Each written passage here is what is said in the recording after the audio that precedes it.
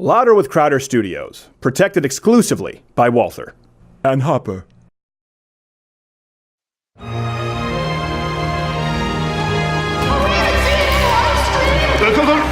Cable, print, and big tech. The media lies all day. Lie harder, lie faster. How are we supposed to know what the truth is anymore? Truth is irrelevant. Obfuscation is key. This is all fake news, Wonka! They think I'm gonna be sick. Oh, now he's brought up the black homosexual! Banjo! Ah! Now I am gonna be sick. It's the DNC's pool boy! Ah! Oh, are they blocking you on college campuses, Ben? Let's prize They it. telling which lies they will be spreading. There's no knowing where they're going. He's singing now. Or who they're deplatforming. Are they lying or just bending? Doesn't matter once it's trending. Ha! Not a shred of truth is showing from the investigations ongoing. Are the overlords still eyeing, accusing the president of spying? Yes! The content they keep demonetizing for big tech keeps on lying, but we're certainly not crying because through Moth Club they are dying! Stop!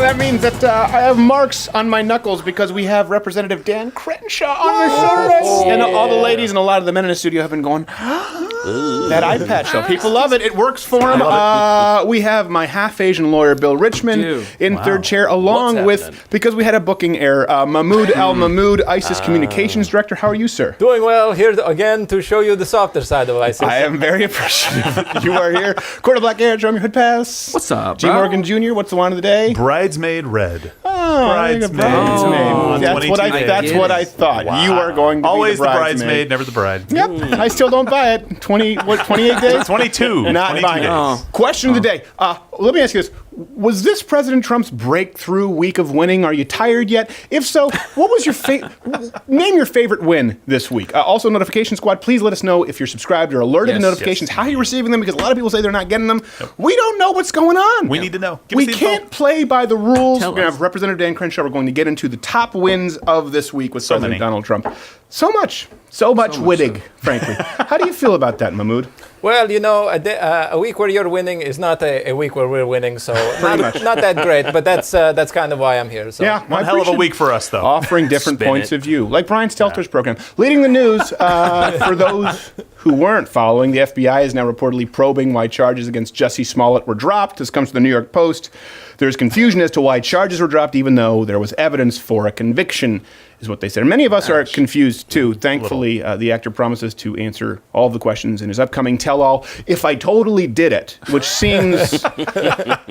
And all signs, by the way, point to a highly partisan decision made by the district attorney's office. It's suspicions that were all but confirmed after this leaked phone call. Oh. Yeah. Okay, so we now do, in fact, have the check the suspect paid the two brothers with. The suspect paid by check.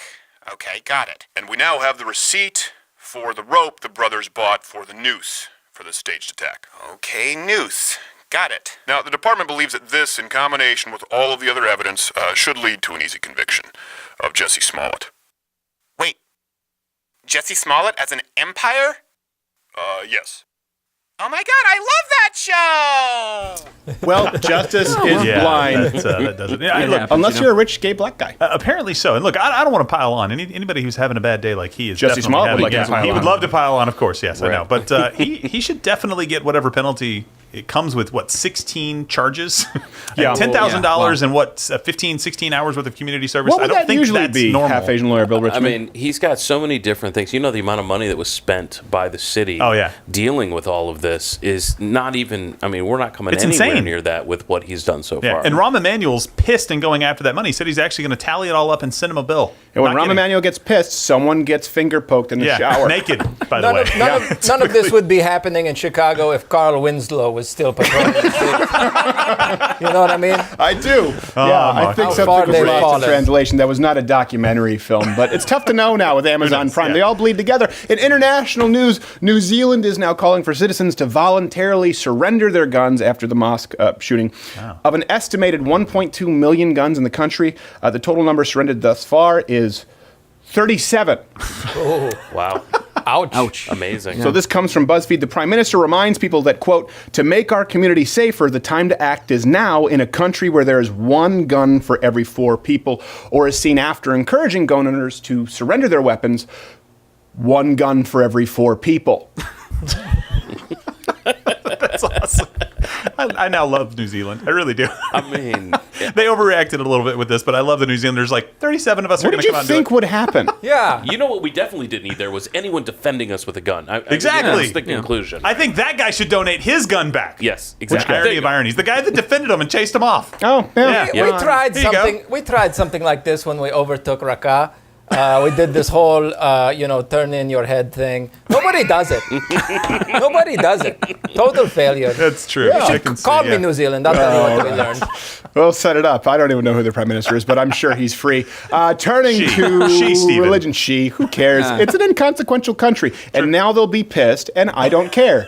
That's how you know. Turning to religion, the Pope, for some reason, really, really doesn't want anyone to kiss his ring. Here you go.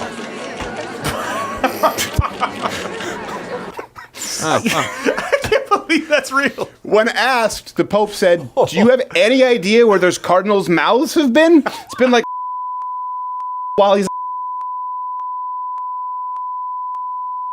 in the kitchen. Which, by the way, is why when offered, refuse the syrup. Always refuse the syrup.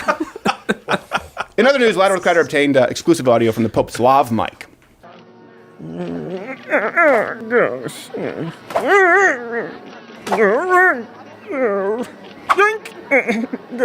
If you're a boy. Just f*** out of here. Okay, hi. It doesn't get better, folks. What is so weird to me.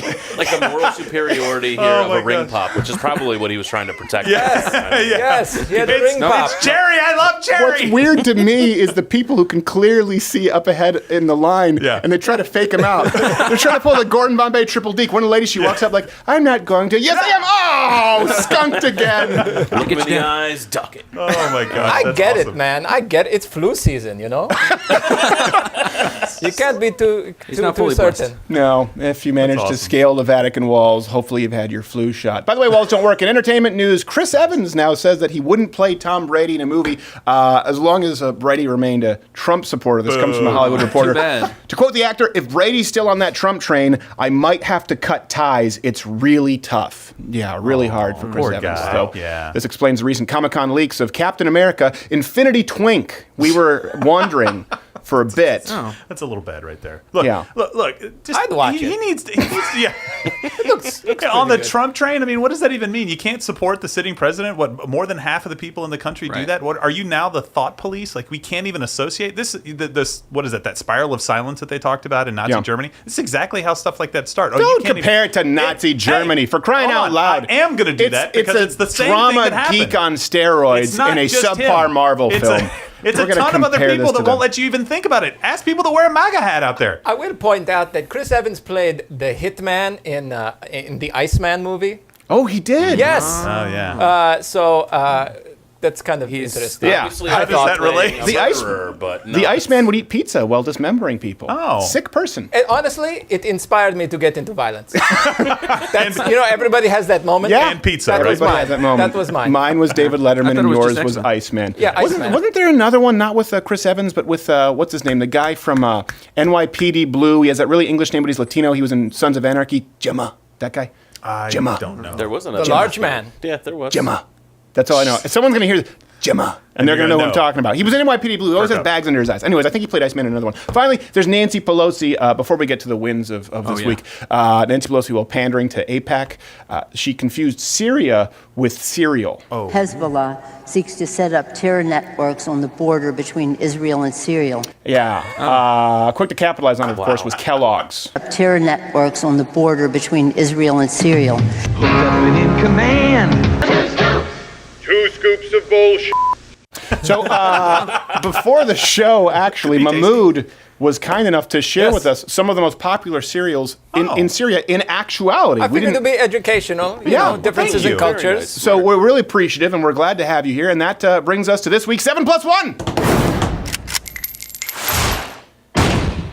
You forgot the one in the chamber. You always forget the one in the every time. chamber. Yeah, I know. Every time. If my half-Asian lawyer weren't uncomfortable in this program after the Pope bit, this is He definitely... will yeah. be. Very We'll go through them. These are the top 7+1 most popular cereals in Syria. Number 7, Fruities Pebbled. Yeah, that's a popular one that would seem to... We grew up on that one. Yes, yeah. Not as necessarily effective, but still delicious. helpful. Number 6, Burqa Bran, which almost seems as though it's redundant given the previous one. I think, Mahmoud, how about you take a swing here at this is number 5 most popular cereal in Syria. Chew Krispies? Oh my gosh. Yeah, yeah. I don't remember this one. I think you do. I think you do. already Number 4, Count. Oh, yes, I remember that. What are your favorites? Yeah. That one is gluten-free if you are It's a very difficult Keto? Does it work in commercial. the keto diet? Let's have half-Asian lawyer Bill Richmond, number 3. Fruit Loops being thrown off of buildings. Yes, that's... This is the only one that's good for as a lunchtime or pastime. They can't fly, Mahmoud. Number 2, actually, it's total annihilation of the Jews. Yeah, it seems as, they it's almost snuck as it though in. it isn't a real cereal so much as it's the expressed purpose in your charter, Mahmoud. There's a theme. Yeah, there's a theme. And the number 1 most popular cereal in Syria right now, Rape Nuts. Yes. And, of course, we always forget the one in the chamber. Mahmoud, why don't you take us out with the +1? Well, this one's my favorite one growing up was Honey Bunches of Goats. Honey Bunches of Goats. That has been this week's 7+1. You forgot the one in the chamber. I don't know why he feels the need to repeat it when Every we time. clearly know now. Every time. It's been Every- drilled every in. time. Who is he No, yelling no. it at anyway? Can never be too safe. Posterity. Usually James Bond. Oh, It's usually that's where it comes from. I think. I have no idea. I just feel like it's something you've heard in a lot of films. Yes. But I don't know who forgets the one in the chamber. Not anymore, they don't. I have no idea. By the way, did you hear that Alexandria Ocasio-Nina Pinta Santa Maria Cortez, she wants to ban all semi-automatics? Oh. Yeah. She just fit that in there. She's like, high-capacity magazines and semi-automatics. We don't have this prepped for the show. But No. in her tweet, she says, designed to kill people. Because I like my guns designed to not kill people. I don't know. I mean, I want him to hurt him a little bit. I just want him to... When I pull the trigger, I want them to say, stop, Can we please. set the Walther to stun? Yes, I'd exactly. like What is this, Star every Trek? Warzone to be an airsoft. There's a lot of what they do. She just shoehorns in all semi-automatics. Wait, hold on a second. That means everything but a lever action or pump shotguns and I don't know. Anyways, No, but you heard what she did recently, right? She actually put her money where her mouth is, and she actually asked all of the congressional police who are around her office to give up their guns. Oh, I'm sorry. Nice. That's Smart, fake I news. agree. Yes, Oh, that is sorry. Totally didn't happen. I thought you were telling the truth because I would expect the fake news from Mahmoud because You of the guys should propaganda. do that, though. Yeah. No, Mahmoud, no. Make it happen. Last week's trivia winner, by the way, was Laura Van Pelt, who correctly answered that the chosen drinking vessel among survivors of the zombie apocalypse is, well, I guess it's the mug. Is that? I don't know what the pretty answer. obvious. Yeah, it's It's gotta pretty be the obvious. mug. I don't know how she won. It seems like we're getting a little loose giving away the mug clubs. All right, so context here. Donald Trump, President Trump, has had an unusually good week. Huge. And as a group of people here who've been critics of the president when wrong. I think it's important to praise him when he's right. So we've actually rounded up the top four or five, I think. Again, you tell us which one you think is the most significant from this week. So much winning. Obviously, the biggest one right here is the Mueller report. So keep in mind here, for the past 2 years, the left told us that Mueller was closing in on President. It was basically, right, it was inevitable. It's done. The walls are closing in. I think of Donald Trump as the Titanic and Robert Mueller as the iceberg. So flowery. On him, his family, and his aides. Everyone in the Oval Office must go. Speaking, I'm crazy Bobby Mueller. Comedy. How does Chris Matthews still have? I think of him as a Titanic and Mueller as the iceberg. I also like to think of him as a homeless man and Mueller with a sandwich. Only there's mold. Did I take my pill with the T on I today? drank a bucket of salt water before this program. You really want to make sure you're going to be right if you're that flowery in your language. If you really go that far in, I mean, it just seems to me make like sure he it's has 100%. multiple writers. You know, they could say, well, hold on a second. Maybe we could spice up this analogy a little bit. No! I like how iceberg is the way to go. Trust me. B-roll. It's all roll the about B-roll. icebergs nowadays, kids. All you kids with your Twitters and your books of faces and social media, you don't know a good iceberg analogy when you see one. It's all icebergs, Carl. Hey, all the growing ice in Greenland, right? Yeah, there's too much of it now. It's a big danger now. It's going to sink more ships. We should get rid of it. Hey, but let's check in and see how they're doing this week. Yeah. When Barr released a 4-page letter summarizing it, it was like the Cliff Notes, or more like, I want to jump off a Cliff Notes. So let me make sure I understand this, Mr. Colbert. You want to jump off a cliff because our president didn't collude with a foreign power to rig an election, and they wonder why we think the left hates America. I know. And he wants to cut his wrists to Elliott Smith's needle in the hay because we found out that our president was honest. Right. He wasn't colluding with a foreign power. What else do you guys really want, right? Your basic argument now is that he is guilty because we said it. I saw myself say it on the news last night. It must be real. That's the argument. I dreamed a dream, and I want it to be true. Yeah, I mean, that's it. exactly. That's all it is. I thought it was a bummer. I'm sure you did. So, looking for any opening, aren't you? Agree to disagree. I dreamed a dream. There was an iceberg. I don't know. I don't get the Titanic iceberg thing. Someone let that make air. Please, if ever I'm doing something, I'm sure that this program alone, we've done things that are far lazier than that. That being said, it still doesn't come across as off-putting. Remember, by the way, how all of these progressive outlets, they were outraged when Rush Limbaugh said that he hoped Obama would fail? Oh, Remember yeah. that? They're saying he's un-American. Well, we were supposed to think that he had committed treason just because he wanted Obama to fail with a socialist agenda. You know, like giving sweeping legislative control over the fifth of the U.S. economy, record job low participation, with that kind of thing. Yeah, exactly. He just wanted him to fail at implementing an agenda, but now it's fine to wish that the president was a Russian asset just because it would be a point to your political team. And these are the same people who talk about political division all the time. This is why I don't want to find common ground. No. How do you find common ground with someone who is bummed that our president didn't collude with Putin? Yeah, and he's not for socialism. That's totally fine. By the way, like a silver lining to Bernie, he's brought all the socialists kind of out of the closet. It's actually kind of a nice thing. Ocasio-Cortez as well. Yeah. They're out in front now. Back in Obama's day when they're like Limbaugh's saying socialism, it's not socialism. Now it's like, yeah, he was remember he was they right. said, I think they're Socialism. saying socialism because they can't say the N-word. Yeah. That's what they remember that? That's what they used to say? Yeah. They said it's a dog whistle for the That's N-word. right, it was. Yeah. Yeah. See, because but now it's out in the open. all of the noted socialists throughout history were black people. No. And then right away when they say, yeah, well, you're socialism and you're racist against Obama. Well, okay, give me an example of successful socialism. Whitest country ever, Norway. Yeah, let's go with that. Nice. Denmark, you prefer? You prefer Iceland. There are icebergs over there. It's misleading.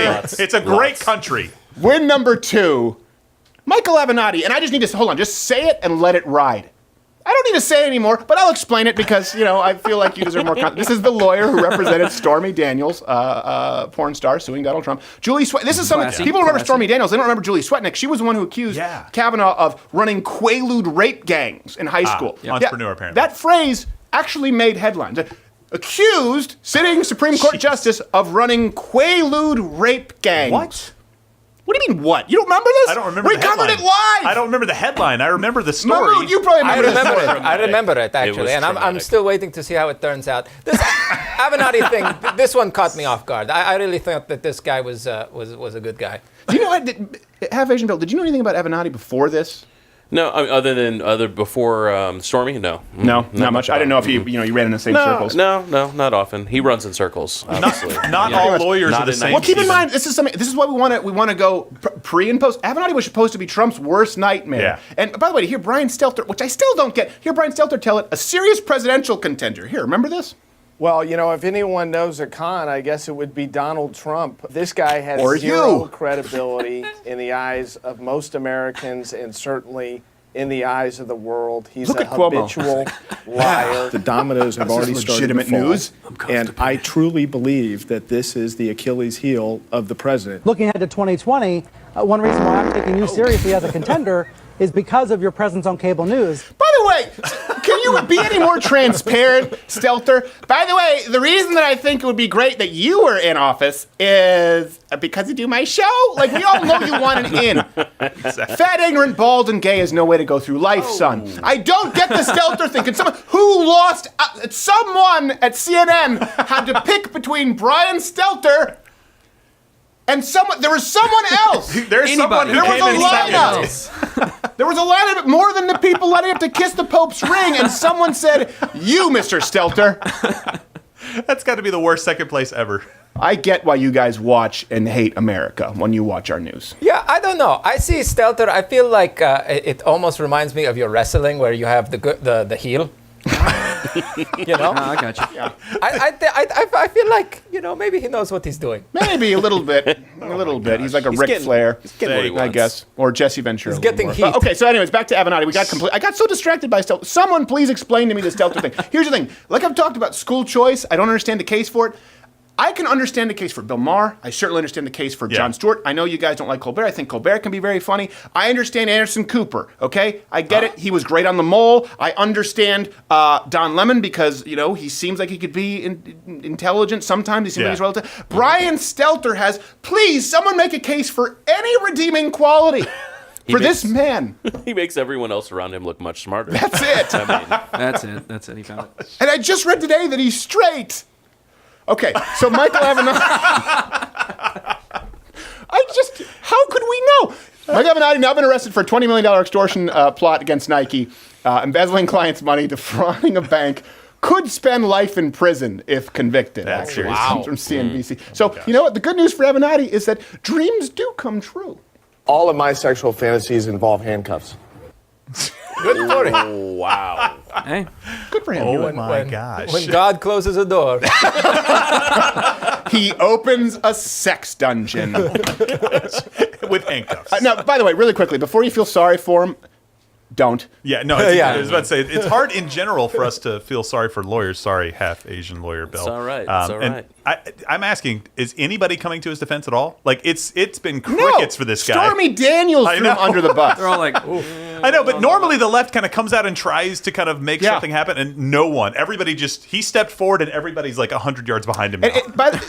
We'll get to this at the end of this whole segment. It is amazing that the media is not talking about this. Really, I mean, this guy. Think about it, he was a centerpiece on media for a long time. Kavanaugh, you couldn't hear without Avenatti. They were saying, Donald Trump. They just assumed the Stormy Daniels thing was true. And I'll be honest, I said at that point, it's a 50-50 shot. That being said, even if there's a 50-50 shot that something did happen with Stormy Daniels, now no one will believe you because you're Michael Avenatti. Win number this is a big one. For me, this is probably the biggest one. The Green, you've heard us talk about it. I've read that you can watch on the channel. I read the whole Green New Deal in its entirety, unedited. Right. This was supposed to be the legislative darling of the left. Climate change and our environmental challenges are one of the biggest existential threats to our That's the key way word, of life. existential We threat. have What? the technology to do it. We have the moral we don't. obligation. We have the economic imperative. We just need the political will to get this done. I support a Green New Deal. Okay. And I Why? will tell you why. Climate change is an existential threat to us. She said and that we have word got to again. deal No, with the she said it reality of it. again. Today we say to Donald Trump and the fossil fuel industry that climate change is not a hoax, but Wait is for a it. massive threat, an existential threat he had to to- our yes. country and the entire planet. Apparently, our greatest existential threat tallies up to a whopping 0 votes of support.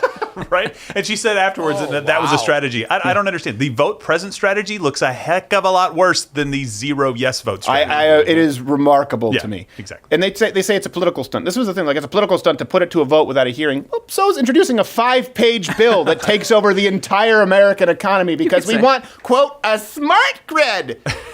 With no definition. How long did it take you to read that, by the way? 16 minutes. 16 People can go watch it. full Reddit Instant. minutes. 16 minutes to read the Demonetized yet? the whole. Oh, it's never monetized. What do you think? What do you think was going to happen? Instantly. They just saw a Green New Deal and they said, "Oh, Crowder, Green New Deal. This matches up with an algorithm of screw."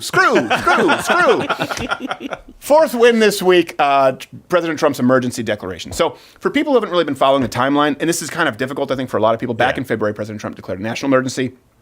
In order to get funds for the border wall, Congress voted to reject the declaration. Then he vetoed the rejection. This week, President Trump's veto of their blocking was upheld, and $1 billion is on its way to the border as we speak. Pallets of cash, baby. And we'll talk with Congressman Crenshaw about this because some Republicans are divided on this. I actually do. I think it's an issue of national security. Yeah. He does have the authority. What do you think, half Asian Larry Bill Richmond? Absolutely. I mean, there's no question. I mean, I've said this before. I've got family in El Paso. When you go to El Paso and you look right there between the border of America and Juarez, Mexico, is a wall. And no one is saying that there has to be an exact same wall across the entire border, but there needs to be security. So putting $1 billion into something as important as regulating what can come into this country, both from a physical sense or a person sense, is been the policy strategy of every single nation that has ever existed or that hopes to exist. Or keep in existence, right? So, and this is really 2 wins in 1 for him. When you're a president and you pull out your first veto, that's a big deal. That's putting everything kind of on the line, because if you lose that, you're pretty powerless after that. Yeah. So he was able to sustain the veto, and he's getting his border wall. So this is huge. A veto stings, but to Brian Stelter, maybe the $1 billion going to it will act as a salve. Nice.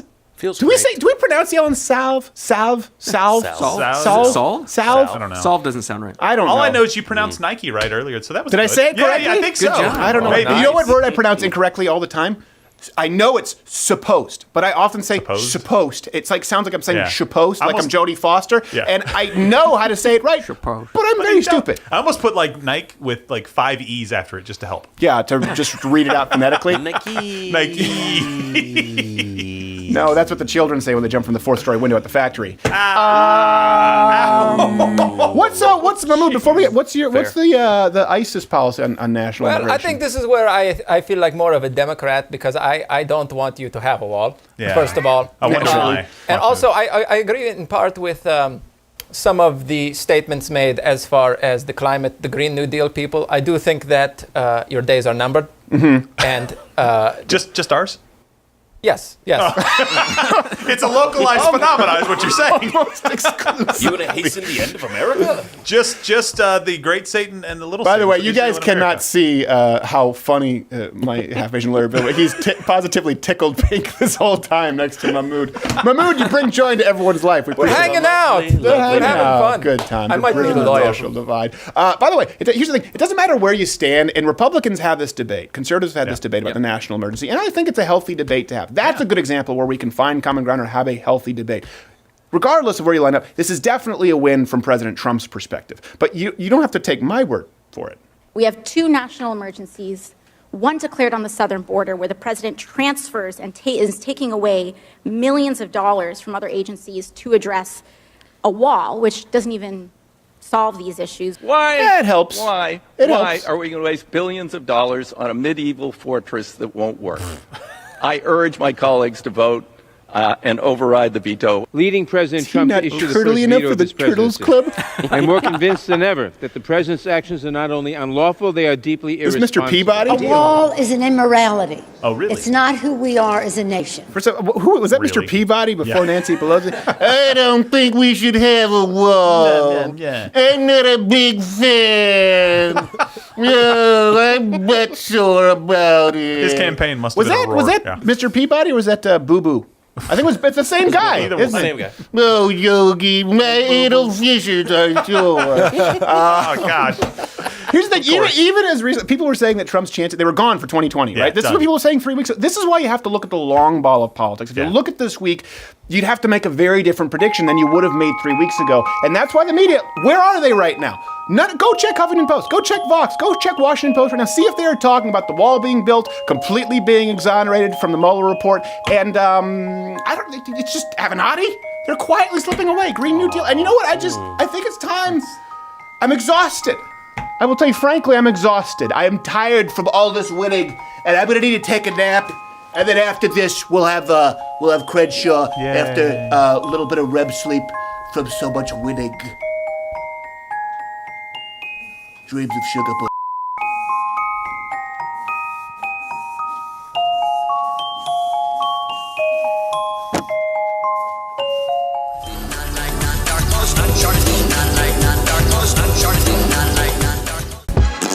Usually when I'm talking to a French, I'm insulting him or his mother. You know, there's a lot of rape that goes up in rural Wisconsin at truck stops.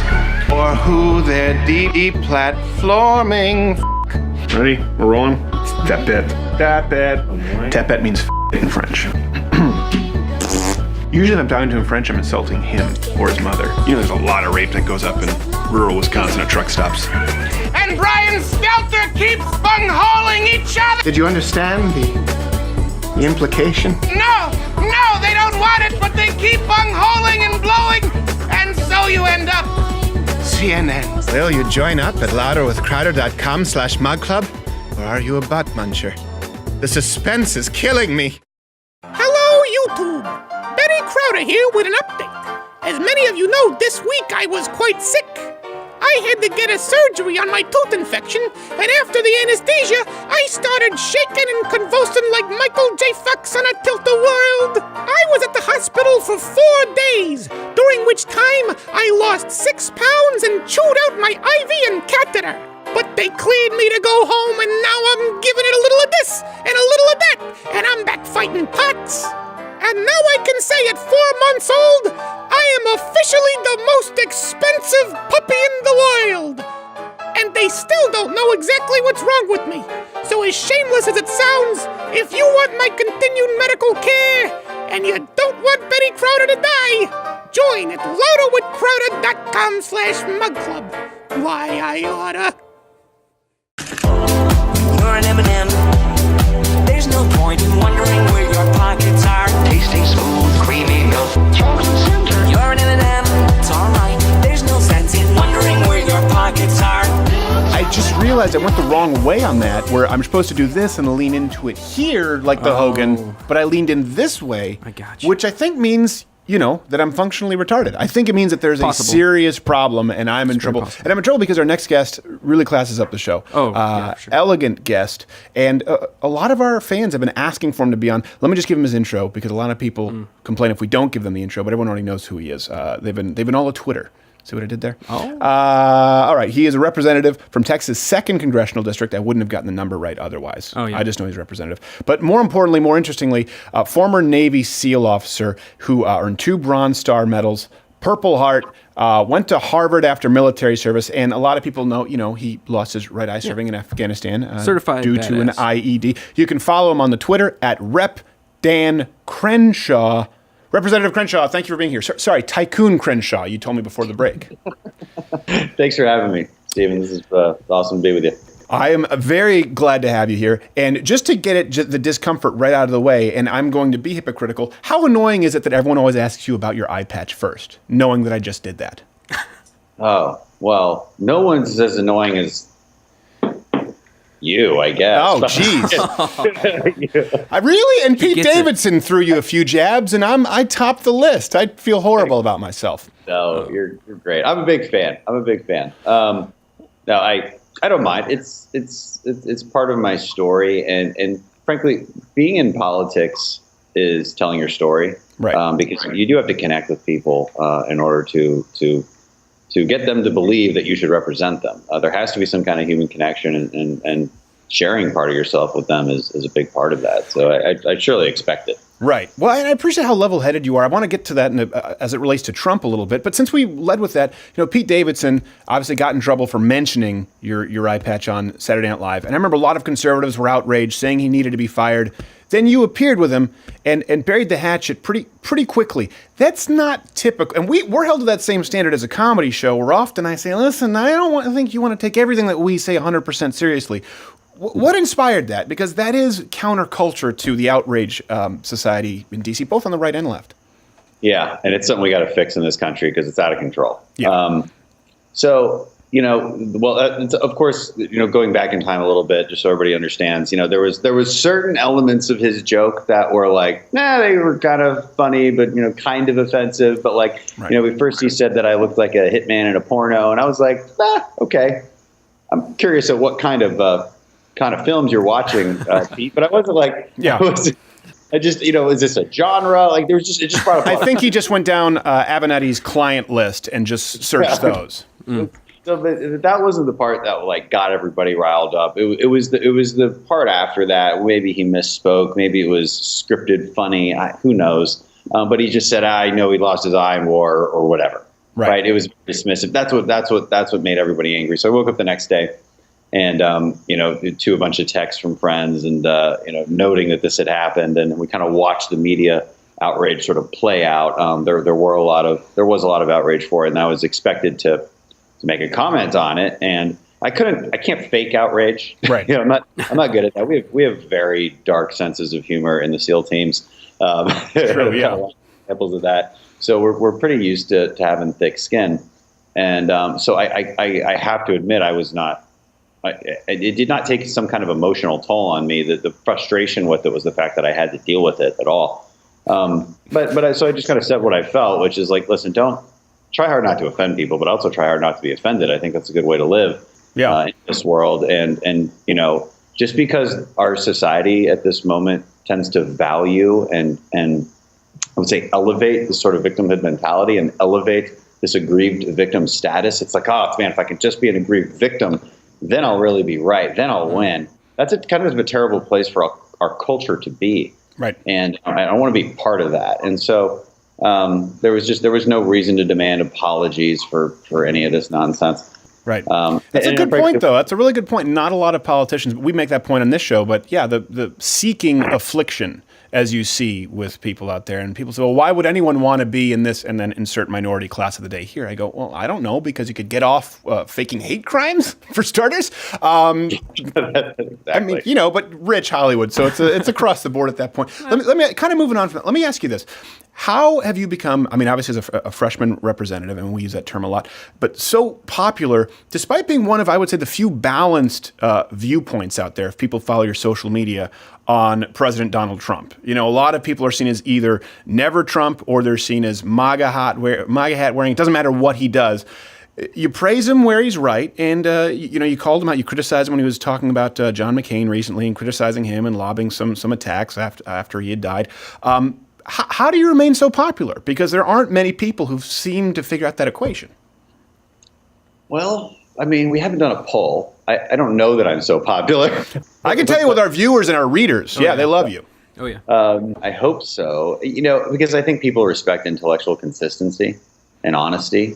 They just want you to tell you why you're saying what you're saying. Mm-hmm. They don't want to feel like it's just part of a political calculation. And so the way to avoid it looking like it's part of a political calculation is for it not to be a political calculation and for it to actually be true. Right. Okay. And listen, I don't take swipes at the president just to do it. Okay. A lot of never Trumpers just do that.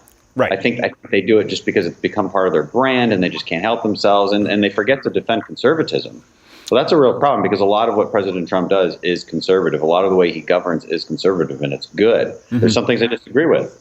It should be really simple to simply say, well, I disagree with those things. I'm not I'm not a sycophant. I'm not just following blindly. Yeah. So, well, that segues into an interesting point. First off, I love that Beto O'Rourke had to respond to your tweet in an interview with was it Chris Hayes? I don't know. Hayes actually called him out on that, which was interesting. Yeah, Chris Hayes. I'm still, by the way, if anyone can explain the Brian Stelter thing to me, please let me know. I still don't get it. We just talked about that a couple. I don't understand it. I don't get it. I love that he was forced to respond because of your social media. But let me ask you this: you've also held a position on the border crisis, right? And a lot of people have talked about the constitutionality of that and the state of emergency. You were just explaining this to me during the brief break. What is your stance, and how do you justify it as a consistent conservative? Because, I mean, it may surprise a lot of people. Yeah, I've got a series of things I want to point out to my conservative colleagues who I think rightfully have concerns over it. Okay, so there's a couple arguments, right? One is that it's not an emergency. Okay, well, the counter argument to that is, well, yes, it is an emergency, and the numbers dictate that it is. Okay, last month there was 66,000 apprehensions. Depending on how you measure that, almost 80,000 just last month. Yeah. Yesterday it was reported that we're going to have the highest amount of daily illegal crossings in 13 years. The other reason it's an emergency, and a humanitarian emergency at that, is because our system is designed to encourage immigrants to drag children across, because they know if they bring a child across, they get let go into the population. We have a whole new generation of dreamers being created because of that. And that constitutes a crisis. All right, there's more family units being apprehended than ever before. So that's a problem. Is it an emergency? Yes. Is it different than it was even a year ago? Yes, absolutely. There is a different situation. Okay, so that's that part. Then there's the constitutionality of it. Now there's two elements of the Constitution that I believe butt up against each other here, and you pretty much have to decide which one you value more. Mm-hmm. On this side, you have the appropriations part. Okay, that's Article 1, right? Congress is in charge of appropriating money. You can't just change that. Now, technically, the president is reprogramming money. He's not taking it out of the Treasury like the Constitution says you can't do. But that's just that's a technicality. Mm-hmm. There's the other part of it, though, which says that the president needs to faithfully execute the law. That's Article 2. Well, what law are we talking about? Well, how about U.S. Code 1325, which is... Is this how popular you are? Is this your computer letting you know that everyone's texting you right now? All right. Yeah, it's good. I wish I could make that. If I mute that, I wonder if I mute you. That's the problem. That's okay. We'll deal with it because we love because you're so cuddly. Sorry. And you were talking about, so yes, you were going to the president after you got into the constitutionality, Article 1, and now we're going to... you're going over to the president and what kind of falls under his legitimate purview, I believe is where you headed. Exactly. We want you to faithfully execute the law. And 1325 is a law. It says you cannot cross the border illegally. And so it's not being enforced right now. It's the president's job to enforce it. Mm-hmm. So, again, those two butt up against each other. I value that one. I value the one that says we have to protect our country over this other one, which is an appropriations law that was passed by Congress. So that coupled with the National Emergencies Act itself, which clearly puts it in writing and statute to use that act and in that way. Right. I think we've got a pretty good case. Yeah, I would agree with you. And that actually would be one of the few areas where people could look at executive orders and say, as it relates to national security or national emergency, that's what the role of the president is effectively. It should be limited. But if it deals with national security, obviously that he's called the commander-in-chief for a reason. And I think it does come down to, I guess, the gray area of whether you consider the border crisis a national emergency. I think you've made a very strong case. And this brings me to something else here. There are a lot of similarities between you and... Go with me here. So don't take offense to it right away, because what I'm about to say is way worse than what Pete Davidson said, but I'm going to bring it all back home.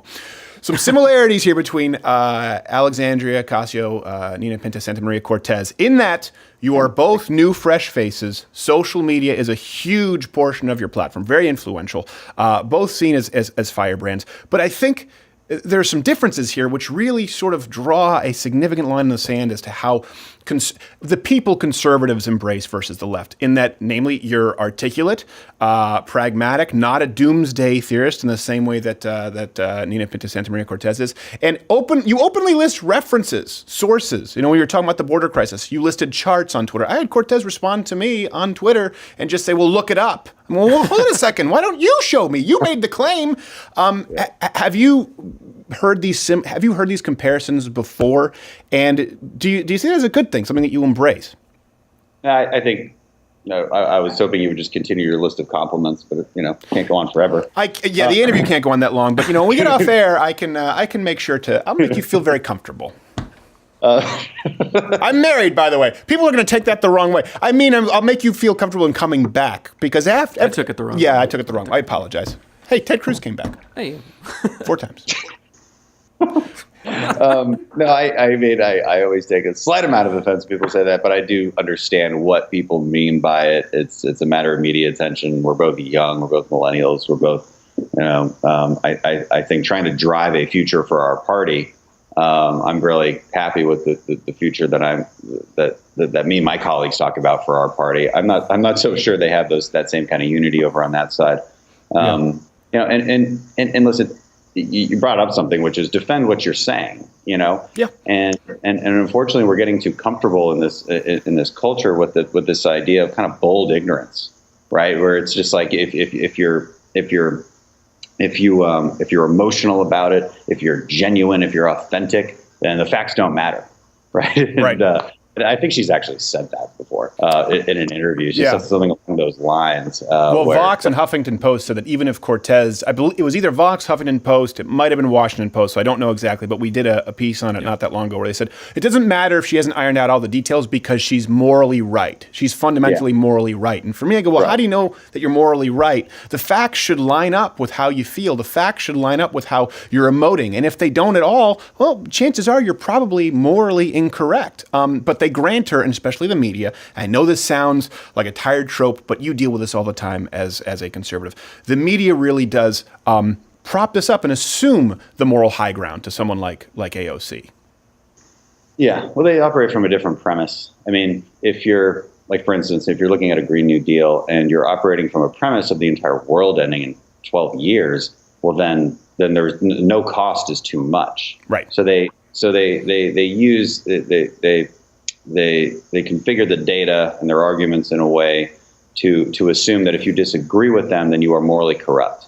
Right. And that's a real problem. It means you're not having an intellectual conversation. You know. And they accuse conservatives and Republicans of doing that with global terrorism. Like, oh, you're fear mongering. Well, hold on a second. I would say that there is reason for legitimate concern, and I would maybe defer to you since you've obviously served in our military. My injury only came from crashing a Jeep on the way to an AIDS walk, so not exactly the same thing. But global terrorism, more of a concern to me than the reality of the world ending in 12 years if we don't pass a 5-page bill. 5 pages. 5 pages. Yeah. I mean, one is true, one is not. And, and more recently what they did that with was simply the border, right? There's no crisis, nothing to see here. I mean, we heard this over and over and over again, this mantra of a manufactured crisis. And like, again, I can just lay out the numbers. You know, when you have 400,000 people crossing illegally last year, these are just apprehended, by the way. Border Patrol thinks they maybe get 1 in 3. Yeah. That's an enormous number. I don't have to call them bad people. I don't have to say that there might be terrorists among them. And this is where our messaging gets screwed up, I think, as conservatives. Sure. Like, I don't have to call them all criminals, okay? I mean, technically, they're conducting a criminal act by crossing the border illegally. But let's just assume that they're all good people, 100%. Yeah. It's still an unsustainable inflow of people, right? Because you come in here, we're putting these kids into our schools. They're using emergency rooms. There's a cost on society, and it's also impossible to integrate them into our society. And here's the second thing that conservatives don't say enough is you are cutting in front of the line in front of legal immigrants who deserve to be in this country, because we do want immigrants in this country. And we can have a valid conversation about whether we should up our quota of legal immigrants. But there really shouldn't be any discussion over whether we should have illegal immigrants coming into the country. Well, that sounds about like something a white male millennial would say, but I'll let the audience make their own judgment here. I have to ask you about a couple more things. We do have to get going relatively soon. You just introduced a bill that would include family leave for millennials. You introduced it, I believe, on Wednesday. Yeah. Yes. Paid family. Can you explain that to people who may not understand it and where they can go to learn more about it? Senator Rubio and Representative Ann Wagner have been working on this for quite a while now. Senator Romney was there at the press conference as well too, supporting this. So really proud to be a part of this. Basically, it's an understanding that, and I think this is an overarching theme that I want to point out sometimes. The left is not always wrong about the problems they point out and what they want. They're just almost always wrong about the solutions they propose. Very good point. So paid family leave is a pretty good example of that, right? Paid family leave, that's not a terrible thing in and of itself. I would love for new young parents to be able to have some kind of financial cushion if they're going to have their first baby, especially if they're in their 20s or 30s or in 40s. You're getting your start in life, all right? Millennials understand this. And it's important to point out the millennial generation, not because this bill is just for millennials, but because we could probably, as millennials, we could probably make the most use of it. Right. So the question is, how do you pay for something like this? Because the Democrat solution is, well, giant government program, billions and billions and billions and billions of dollars. completely unsustainable. The very people we're trying to help, we're going to indebt them to do it. Well, that's a terrible solution, not very creative, and pretty much pertains to most of the solutions they propose for just about every problem that they think is a problem. Okay, but let's assume this is a problem, because I think it is, and we're pro-family, right? I want the family unit to thrive. So what this allows is it allows you to borrow from your future Social Security funds. Basically, and I'll give you the simplest explanation of it. Basically, you take 3 months of family leave. Okay, now you have to back up your retirement by a similar amount of time to pay it back. Now you have other options to pay it back too. You can pay it back sooner if you'd like. You can pay it back in lengthier payments if you'd like. But it doesn't change the long-term budget. It doesn't change the long-term health of Social Security either. It does change how we formulate the short-term health, but not the long-term, and that's important. So we're basically, the way I put it, you're borrowing from someone richer than yourself, which is you in the future, because you've actually had time to make it in this world. So it's like Time Cop with entitlements. It's a really good way to put it. I'm going to use that. Yeah, there you go. Perfect. And also, I maybe a little bit of Demolition Man with entitlements. I'm not entirely sure. The whole Van Damme catalog, really. That was an interesting movie at the time. Sylvester Stallone. I know. Wait, was Demolition Man Stallone? Yes, it was. Yeah. Oh, Okay. Snipes That was Stallone. Was Snipes in Time Cop? No, Snipes was in. No, they were both. Right? I have no idea. I know Time Cop was Van Damme, but for some reason I'm thinking he was also in Demolition Man. I know Snipes. I think Snipes was in both. The point is, I don't want to muddy the waters on your brilliant proposal here with my stupid commentary. We do have to get on here. So, final thing. One thing I loved. I have a tweet right here from you to Representative Adam Schiff, where you said that he said he had direct evidence of Trump-Russia collusion. And this is important because it's putting a fine point on it. He didn't say maybe there's a possibility. He said that he had direct evidence of Trump-Russia collusion. That means it's a lie. And he's doubling down still, right, with those comments that he's made. Yeah, so sorry. This is important for people to maintain a timeline, and this is why, like you said, intellectual consistency is important, because we need to hold people to the same standard that they would hold out. And if you say, "Listen, we need to investigate someone for Russian collusion," Kalusia could be a country, could be a city in a country. I have no idea. Then we need to say, okay, by that same standard, if you've claimed that you have evidence, we might need to investigate you. So this is a springboard to say, what would you say is President Trump's biggest win of the week? Would it be the Mueller report? Would it be Avenatti? If you had to list them and rank them. Man, it's been a pretty good week for the president. I think he's just kicking his feet up right now, and well deserved, because it really did all come down into like one moment where the Mueller report found that there was no collusion. Avenatti got arrested, which is still a little disappointing for some of us who would have liked to see him jump into the presidential primary and along with every other Democrat, but he's not going to be part of that. Too bad. And just to watch all that take place. Happy for the president. I think it's a good win. His veto was not overridden either. So we should be seeing some money come into the come into wall funding, which I think we need, and I think they're going to send it to the right places. I think just west of El Paso is the last I heard on that, and I don't think that'll hurt our military readiness either, based on where I'm seeing that money come from, or disaster preparedness. So these are all good things. The president's making good on his promises to actually secure our country.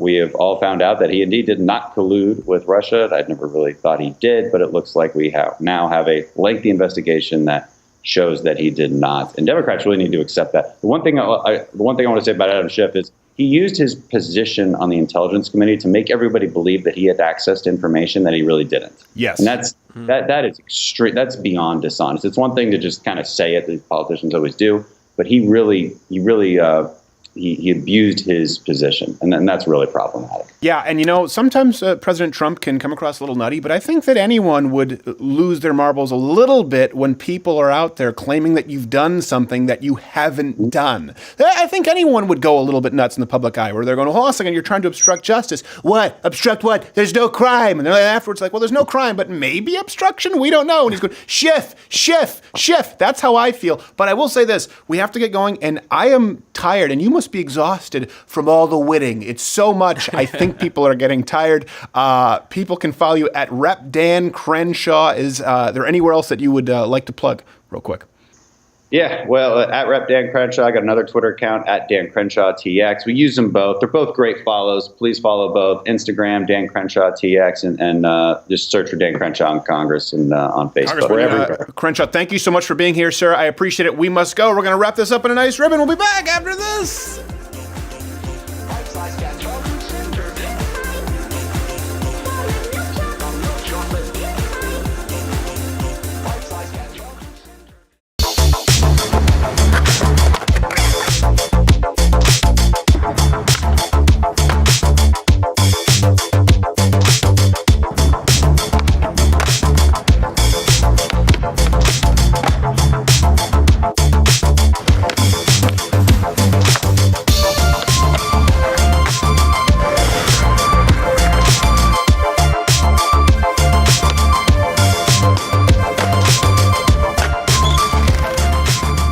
With Crowder Ranger panties. Buy yours today at louderwithcrowdershop.com. One live read of the week time. This is where I tell you about our sponsor, Walther and Mug Club. Steven? Yeah. I like you. I like you. I see you do these reads. Mm-hmm. You're doing it all wrong. Okay. I'll help you. I'm not entirely comfortable with that. I can do it. I can do it. Please. I have media training. Okay. Okay. All right. Mahmoud Al-Mahmoud here to tell you all about the Mug Club. It's a wonderful mug, right? And if we don't receive your $99 in the next 48 hours, we will inflict unspeakable harms on it. Okay, I don't think that. No, that's not right. No. It's a proven method. I'm not. I made a mistake. Sorry. Okay. 69 for students in active military. But if we don't receive it, we will inflict unspeakable. No, the thing is, we want the mug to get to them intact. Listen, not only do you get the hand-etched mug, you get access to the entire Blaze catalog, louderwithcrowder.com/mugclub. As you do get the hand-etched girthy mug. You get the daily. There's a lot of content. We don't want to hurt the mug. Oh, yes, we'll etch their hands too. Yes, I like it. Perfect. $99. Yeah. By the way, can you hook me up with like a Walther? I would, but I'm not sure how comfortable they are funding foreign caliphates. What? I'm gonna get a Smith & Wesson. Yeah, well, they made a Smith & Wesson shop right. You can't please everyone. Steven. All right.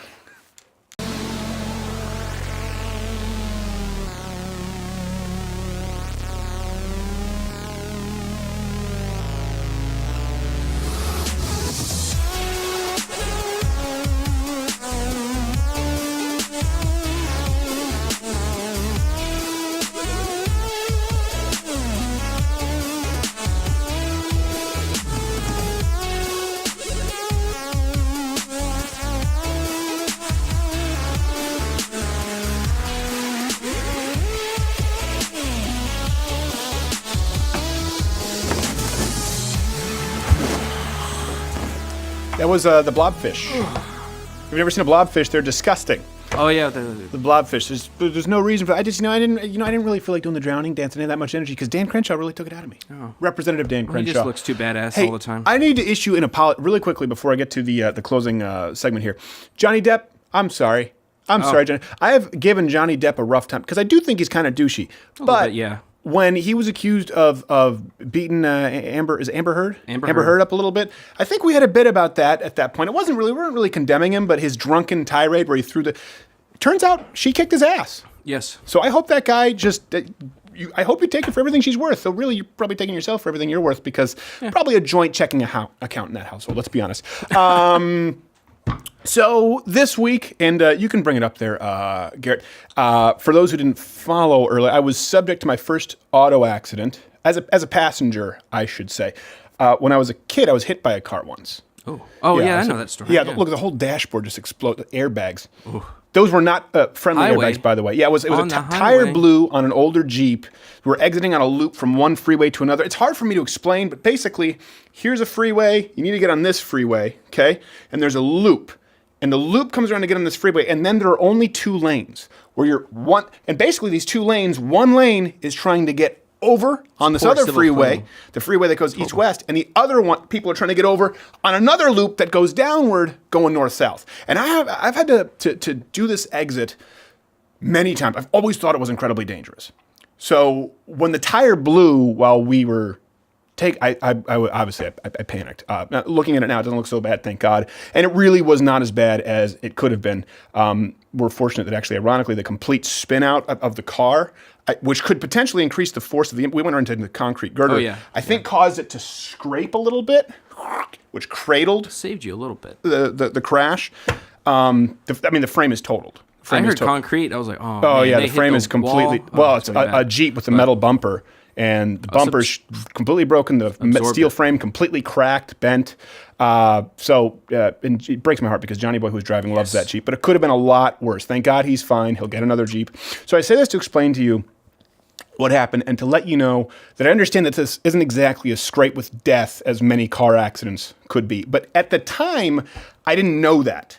So at that moment in time, feeling the tire blow out in one of the most difficult loops in Texas, all I knew was just pop! Spin, screech, and with each spin, I can just see two lanes behind us, the two lanes, one of which is going very, very fast, and the other people are coming in on a blind loop, and then spin, at concrete girder, spin, cars going by, and it felt like they were getting faster, and the concrete girder was getting faster as it came into view. I thought it might be, I really thought it might be curtains. In retrospect, no. But it's kind of like that kayak story that I've told you about before. I think where I was sure that death was just like my parents were going to be on shore and just I couldn't turn a kayak over. It was one of those old, like the seal skin kayaks. I've had that before. Not these open kayaks are kind of today. scary. Yes, especially when you have no idea. It was just at a cottage. I'm going to go out. Doesn't Thought I was sound going to die. like a smart design. Let's stick you inside of a kayak and you can't get out. Well, they needed to be watertight back in the day. Yeah, that's what they did. Yeah, but the thing is, I bring it up because. Obviously, I didn't die in a kayak. Obviously, we didn't die in this car crash. But at that moment, I thought this might be it. This is how it ends. And I got that kind of flash that people I wouldn't say that my life flashed before my eyes, but let me explain it. In this short moment, count a million different thoughts were going through my head. After it happened and I kind of got to download, I was going, oh my God, how did I think of all these things at that second? So first off, was obviously, my God, just please straighten out. And then I thought this exit is the worst. And I remember thinking this, damn it, this exit is the worst city engineering in history. And then I thought, I'm never traveling in an old Jeep with crappy felt seats again. And then I thought, oh, okay, we're definitely spinning out. And then I thought, God, just please let us crash somewhere, not into these two lanes. And I thought, oh my God, we're going to crash. And now I just really hope that another car doesn't come and hit us. And then it hit me, okay, I could die right here. I remember that thought going through my head, this could happen. Just and the odd thing is, I was oddly accepting of it. And sometimes in those moments, it's kind of a silly but perfect example of ego. You try to almost strike a bargain with God. And I remember thinking, you know what? In this moment, I remember thinking, death would be okay. I just don't want to get hurt. So let me die, that's fine, but just don't let me be crippled or maimed or pried out with the jaws of life on a nightly news in a quadrant view. And then there was a moment when the airbags went off. Again, these are mid-90s airbags. They were certainly not soft. It wasn't like being cradled in your love's bosoms at all. These were decidedly unfriendly, aggressive airbags. They went off, causing my head to what I can only imagine was like getting paddled back and forth between the unsupportive bucket seats like a pinball. And I couldn't hear anything. Everything went completely white. Things slowly kind of came back into view and sounds warped back in. Smoke was coming out of the dash. I think it was the airbag gas. I don't know. I've never had airbags deploy before. Certainly not in I don't know, it's a 90s model Jeep, I think. It was total sensory deprivation. And I couldn't really move when I came to. And there was a moment there where I thought, oh crap. I'm still here, but I can't move. Cars are coming. They're going to hit us. And then I thought, oh crap, I'm still here. I don't know how bad this is going to be. And I can't move. And we're being upset about it. And thinking about it now, it's pretty disgusting. I'm pretty disgusted that I thought that. And sometimes there are aspects of yourself that you can't really fully understand until you're put in that kind of a scenario. But isn't that the way it often goes in life? Many times we'll do anything just to avoid the pain. Sometimes we'd rather take the loss, the finality of defeat. Or in this case, I'll take death instead of being in a wheelchair. It sounds silly, but I remember thinking that. We'll take that finality rather than the pain of the struggle. And I think I know why, at least in my case, in trying to deconstruct some of this, because afterward, there was a lot of cornucopia of adrenaline-induced visceral emotive reactions. And many of you watching the show know that I'm not a big fan of cliches, not the Oprah-friendly sound bites, but usually because they're often untrue. And in this case, one that comes to mind we hear a lot is people aren't afraid of being powerless. They're more afraid of being more powerful than they can possibly imagine. Something along those lines. Neither one of those things is true. No one wants to be powerless. And I can attest to, in that moment in time, I was trying to control aspects of the uncontrollable. But I think the reason that many of us will find the out, look for it, take the defeat over the pain of the struggle is because we all find comfort in the idea that our limitations, our burdens, or even our ultimate defeats are completely out of our control. Right? If I die, I die. That it's just my time. That's out of my hands. But if I don't, the ball's back in my court. If I don't die, this might hurt a lot. I might have to go through a really tough climb just to get back to capable. And it's an even harder pill to swallow that sometimes we feel the setback is out of our control, but the recovery is on us. And that's a lot to take. That's hard. And that's life. And you know what? That never changes. Let me give you another example from this crash that'll hopefully explain it. Again, to explain a lot of the crap to unpack that I'm not proud of as it relates to ego. Right after the accident, my friend Johnny Boy, who was driving, was shaking. My vitals were fine. His blood pressure was through the roof. I could tell he was out of it. And in the past, I hope he doesn't mind me sharing this, I asked him before. I know that he has had absent seizures when he was young. So I was very worried about him because he was shaking. So our wives, Tim and Manny, who work with us, they're fantastic. They came and got us off the freeway, went to a nearby McDonald's. Right away, I said, Johnny has to go home, send him home. And I remember telling my wife and the team that I was pretty much fine, and I just needed a moment to gather my bearings. It was a lie. I lied. I did not feel fine. And I said to them that I thought I could still go down to the AIDS walk and do the whole day of filming. I said I just needed a minute.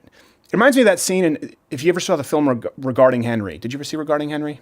Yeah. It's where Harrison Ford gets shot. And I think it's the most accurate depiction of the kind of shock in that scenario ever put on screen. Maybe along with Captain Phillips. That was really good too. But Harrison Ford is at a convenience store getting a pack of smokes, and a guy holding up the store, he just demands his wallet and he shoots him.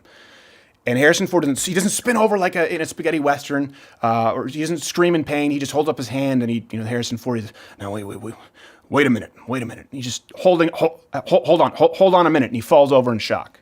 And he's bleeding. He was shot. And it's almost more impactful when you watch this because you think that's probably how someone might react. That's how I felt at the McDonald's at that point. I was saying, I'm fine. I just need to take a second. But the adrenaline dump stopped, and I'm pretty sure the airbag boxed my right ear because I couldn't hear.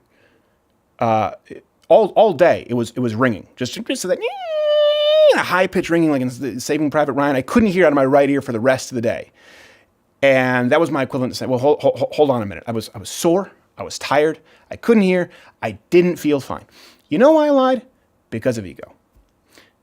I was thinking of the people depending on me, the people that we employ here, the idea that this story would circulate and that they would maybe say, oh man, Stephen was such a trooper. He went on down, he finished the segment anyway. And so I lied. And I said I was fine. But I remember when I was saying it, I was looking to my wife. I think we've all done this at some point. I was looking to my wife with the eyes saying, I'm not fine. Step in here, call it, don't let me go. Because I wanted to prove that I could do it. But if my wife said, no, you're going home, well, guys, that's out of my hands. And see, the point here is I realized that I wanted my limitations to be set by someone else. I wanted my defeat, or what I perceived as my defeat, to be out of my control, because otherwise people would see me as a quitter. The truth is, in not being honest, in lying to myself and my team about what I could or couldn't control, that was more of quitting. What would have been less of a quitter's mentality would have been to say, guys, I can't hear you, my neck hurts, I'm tired, I'm going home, we'll live to fight another day. Because that would have been taking ownership the situation myself. But instead, I just wanted to say, no, I can do it, I can do this. And I was looking for anyone else to take the out for me. And that's the mentality of wanting to absolve myself of the responsibility of accepting and recognizing my own limitations. And I was doing it all over again. Just like the crash, the bargain with God, if you want to call it. Hey, if I die, that's fine, that's on you. Just please don't let me live and be a vegetable, because that's on me and that's going to suck and it'll be embarrassing. In this scenario, I was saying, hey, if my wife calls it, if one of you calls it, that's on you. There's nothing I can do. If you don't, it's on me, and I'm going to have to grit my teeth and bear it. And it being on me is hard because that means now I've got a decision to make, a decision to recognize my limitations and chart a realistic course of action to recognize what I could not do. Now, here's the thing. Manny and Tim, they decided to call it. They said, no, you're going home because they're good people. And I'll tell you, I felt relief. But that doesn't change that I was lying to myself. They didn't decide for me. I let them decide for me because through ego, I basically abandoned my post. So my challenge to you is this. Think of how often you do this, particularly the young men out there. How often do you look for a reason to lie to yourself, to present this facade of things being out of your control, just to avoid admitting your weaknesses? Have you done it? I guarantee you have. I guarantee you'll do it this week. Could be as severe as what I went through, or much more severe than or it could be as simple as, I was late, traffic on the freeway, it's out of my hands, there's nothing I can do. Is it? Do you often find yourself running late? Are you really Superman? Do you make promises you can't keep? Why? And what I want you to do is, rather than wait until a crisis occurs so you can throw up your hands and chalk it up to being out of your control, I want you to take inventory right now. What are your limitations? What are your weaknesses? Your quiet time. Take a minute, take inventory, because guess what? It's okay. It's okay to have limitations. It's okay to have weaknesses. It's okay to be honest about them. This is where we get it wrong. It's not okay to celebrate them. We don't need to celebrate our weaknesses, but it's good to work on them. And there are many things in life that we can't control. But I think we all want to bear a little less responsibility than we probably should sometimes. Here's something you can control. You can control right now recognizing your weaknesses, recognizing your limitations, and accepting the incremental improvements that you can make to correct them. But you can never know what that is. This is something too. We've talked about this a lot with knowing what the hard door is, knowing what the easy out is, and recognizing you can never know, you will never know what your potential is, what you're capable of truly accomplishing if you're lying to yourself because of ego. The guy who claims he can do it all and can't, is of far less value than the man who can look you in the eye and say, you know what, I know that I can do this because I know that I can't do that. So I can tell you without any shadow of a doubt, because I know I can't do that, I know I can do this. That's what the world needs more of. That's a real man. We get it wrong a lot. Take that experiment with you this week. See how it turns out. Don't crash. It only takes a time.